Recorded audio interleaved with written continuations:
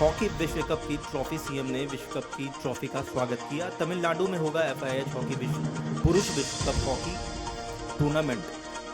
CM योगी ने कहा, मेरठ में मेजर ध्यानचंद स्पोर्ट्स विश्वविद्यालय बनाया। केडी सिंह बाबू भी यूपी में ही जन्मे थे। केडी सिंह के पैतृक आवास को म्यूजियम बना रहे हैं। यूपी ने हॉकी को अनेक सम्मानजनक प्लेयर दिए हैं। मोहम्मद शाहिद, मोहम्मद शकील, विवेक सिंह जैसे प्लेयर, यूपी के वंदना कटारिया जैसी प्लेयर ने नाम रोशन किया है। स्वामी प्रसाद मौर्य का बयान। आउटसोर्सिंग भर्ती पर बोले, उन्होंने कहा, आरक्षण लागू हो, बेरोजगारी दूर की जाए, लोगों को नौकरियां दी जाए, किसानों को लाभकारी मूल्य मिले, कृषि यंत्रों को GST मुक्त किया जाए, EVM हटाकर बैलेट पेपर से चुनाव कराया जाए। ऊर्जा मंत्री अरविंद कुमार शर्मा का बयान। बोले, सपा कांग्रेस BSP ने बिजली विभाग लूटा है, बिजली घाटे में है, हम भरपाई कर रहे हैं। बिजली बिल राहत योजना 3 चरणों में शुरू होगी। कभी बिजली का बिल जमा न करने वालों के लिए एक बड़ा अवसर था। जिन पर चोरी के केस हैं उन्हें भी राहत दी जाएगी। शाहीन शाहिद के भाई मोहम्मद शोएब का बयान। बोले, एजेंसियों का सहयोग कर रहे हैं और करेंगे। दिल्ली ब्लास्ट में जो शामिल हैं वह अपराधी हैं। कल जांच एजेंसियों मेरे घर आई थी, जो सही चीज़ें हैं हमने वो बता दी है। हमारे घर से कुछ भी बरामद नहीं हुआ है। शाहीन अपने बच्चों से भी बात नहीं करती थी। 4 साल से वो यहाँ नहीं आई है, न बात हुई है। शाहीन के बच्चे पहले पति के साथ ही रहते हैं। इन आरोपों से मेरे परिवार का कोई लेना देना नहीं है। कानपुर के जॉइंट कमिश्नर पुलिस का बयान।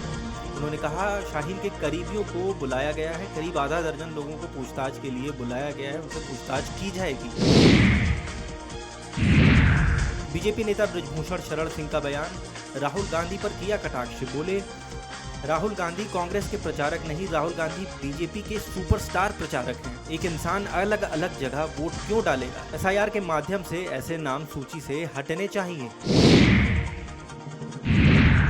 आतंकी डॉक्टर शाहीन शाहिद के पूर्व पति का बयान। बोले, 2003 में हमारी शादी हुई थी, 2013 में हमने तलाक ले लिया, हमारे 2 बच्चे हैं, अब हमारा संपर्क नहीं है। शाहीन यूरोपियन कंट्रीज में शिफ्ट होना चाहती थी, जिसके बाद हमारा रिश्ता खत्म हो गया था। मैं दूसरी शादी कर चुका हूँ, मुझे लेना देना नहीं। KPM अस्पताल में तैनात है डॉक्टर जफर हयात। तेज प्रताप यादव ने एग्जिट पोल पर कहा, मैं एग्जिट पोल पर विश्वास नहीं करता। हम नहीं कह सकते कि 14 नवंबर को क्या होगा, देखते हैं क्या होता है। उन्होंने आगे कहा, मैं महुआ सीट से जीत रहा हूं, हम जश्न की तैयारी कर रहे हैं, हम काम की तैयारी करते हैं। कांग्रेस नेता अशोक गहलोत ने वोट चोरी के मुद्दे पर कहा, हमें सोचना होगा कि आखिर वोट चोरी क्या है। किसी भी रूप से जो निष्पक्ष चुनाव होना चाहिए वो ना हो।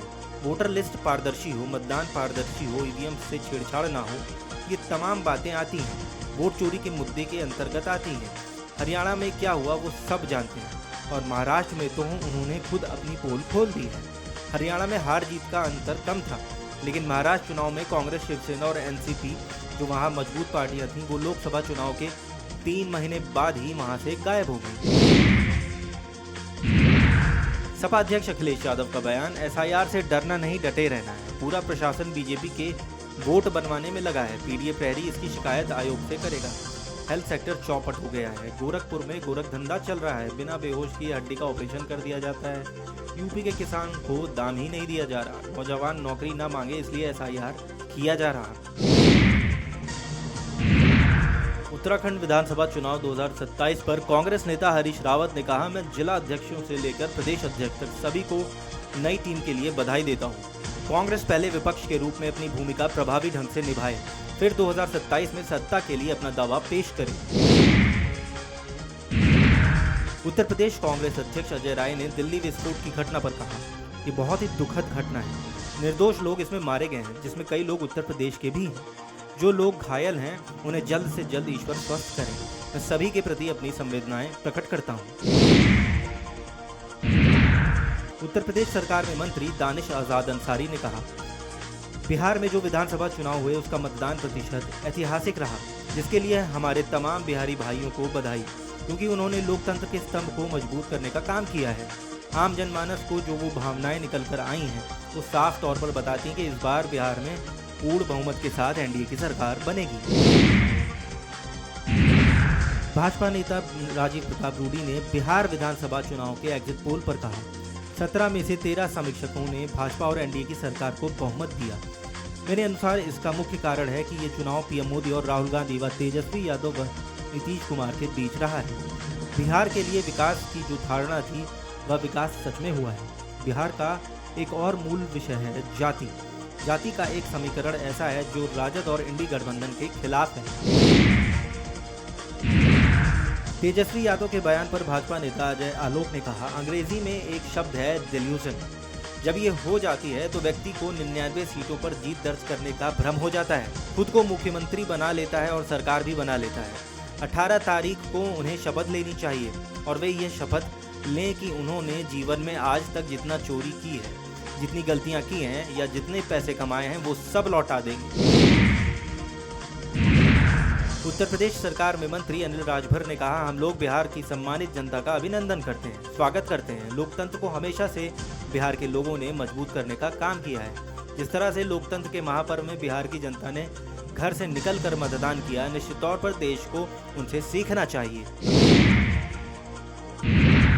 आप नेता संजय सिंह ने सरयू से संगम तक अपनी पदयात्रा पर कहा, उत्तर प्रदेश का एक बड़ा मुद्दा है रोजगार। आज उत्तर प्रदेश का नौजवान बेरोजगारी से कराह रहा है, आत्महत्या करने को मजबूर है।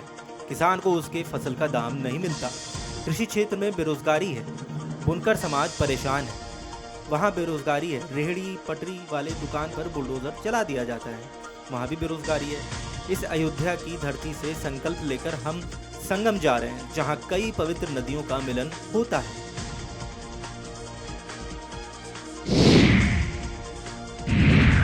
तेजस्वी यादव ने कहा, प्रशासन के लोगों पर दबाव डालने की जो रणनीति है उसे हम, आप और बिहार के सभी लोग जानते हैं।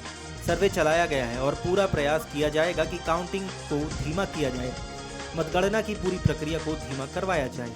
जहां बम ब्लास्ट और अन्य घटनाएं हुई हैं वहां कोई कार्रवाई नहीं की जाएगी, लेकिन लोकतंत्र की हत्या के लिए ये लोग सेना से बिहार के सभी जिलों में फ्लैग मार्च तक करवाएंगे। केंद्रीय शिक्षा मंत्री धर्मेंद्र प्रधान ने खानपुर में सत्य भारती स्कूल का दौरा किया। उन्होंने कहा, आज मैंने बच्चों से बात की। बड़े बड़े शहरों में जैसी पढ़ाई होती है, यहाँ के गांव के स्कूल में पिछले 15 साल से वैसी शिक्षा दी जा रही है। मैं इसके लिए उन्हें बहुत बहुत धन्यवाद देता हूँ। बिहार के उप मुख्यमंत्री विजय कुमार सिन्हा ने बिहार विधानसभा चुनाव 2025 के एग्जिट पोल पर कहा, बिहार की जनता ने लोकतंत्र की जननी की भूमि पर निवास करने वाले हर बिहारी, जिन लोगों ने बिहारी शब्द को गाली बनाया, उन्हें सबक सिखाने का निर्णय दे दिया है। डबल इंजन की सरकार पीएम मोदी और नीतीश कुमार की विकास की रफ्तार पर लोगों ने विश्वास व्यक्त किया है। मैं सभी बिहार के लोगों का हृदय से धन्यवाद देता हूँ।